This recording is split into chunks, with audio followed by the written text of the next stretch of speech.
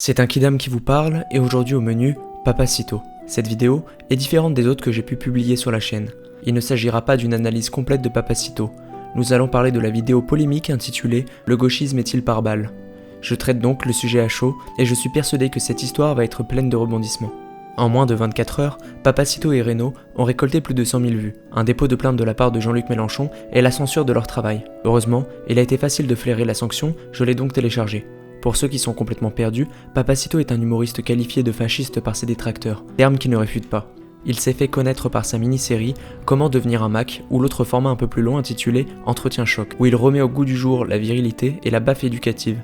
Tandis que Reno, de la chaîne Code Reno, est un passionné d'armes, ancien militaire de l'armée française, qui nous offre son expertise technique et tactique avec une pointe d'humour. Deux figures que j'affectionne particulièrement. J'ai longtemps reproché à Papacito de s'enfermer dans son personnage drôle et de promouvoir l'usage exclusif de la violence sans une quelconque réflexion, générant ainsi pas mal de gamins incultes recrachant les punchlines du youtubeur.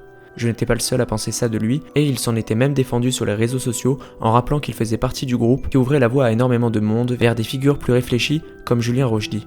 Enfin bon, revenons à nos sangliers.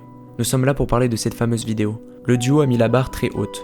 Ils mettent en scène un gauchiste, et ses affaires qui le distinguent, face à un fusil de chasse pour évaluer ses chances de survie en cas d'attaque. Magazine, poster de Bob Marley, tabac à rouler, est-ce que le mode de vie du gauchiste type lui permettra de survivre face à un événement qui est déjà arrivé et qui arrivera de nouveau?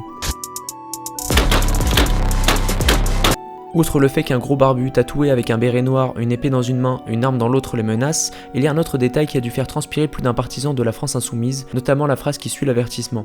Le but de cette vidéo n'est pas de vous engager à produire de la violence, elle est purement expérimentale, pas vrai Reno? Parfaitement scientifique. Voilà, c'est parti. Ceci n'est pas un encouragement à produire de la violence. Tout le monde s'attendait à un petit rattrapage pour apaiser la situation, mais Reno enchaîne sur un parfaitement scientifique avec un sourire en coin. On peut pas vraiment qualifier la vidéo de menace ou non, mais il est vrai qu'un public peu réfléchi pourrait se chauffer pour chasser du gauchiste ou du sanglier.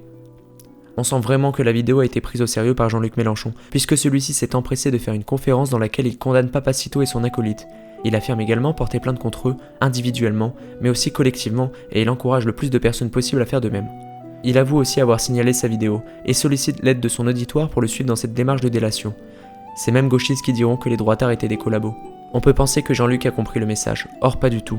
Il nous affirme que 6 projets d'attentats de l'ultra-droite ont été déjoués depuis 2017 et tout le blabla habituel.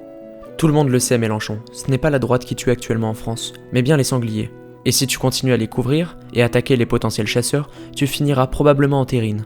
Mélenchon, très théâtral pour une vidéo YouTube, mais très silencieux quand un islamiste égorge un innocent ou qu'un Algérien agresse gratuitement 6 personnes à coups de tournevis.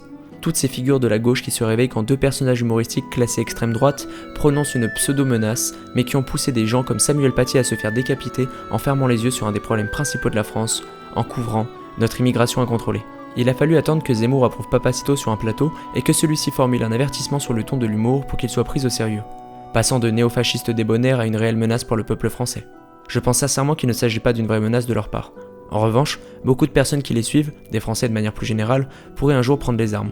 Mais je doute qu'une seule vidéo comme celle-ci lance la 9e croisade.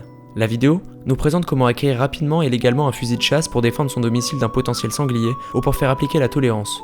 Tout le monde peut comprendre que le sanglier dont il parle ne se pavane pas en forêt et porte du Lacoste. La vidéo est drôle mais véridique. Il faut se préparer à un potentiel conflit sanglant, que Dieu nous en préserve. Mais mieux vaut se préparer pour rien que d'être inactif au mauvais moment. Je suis d'accord avec eux.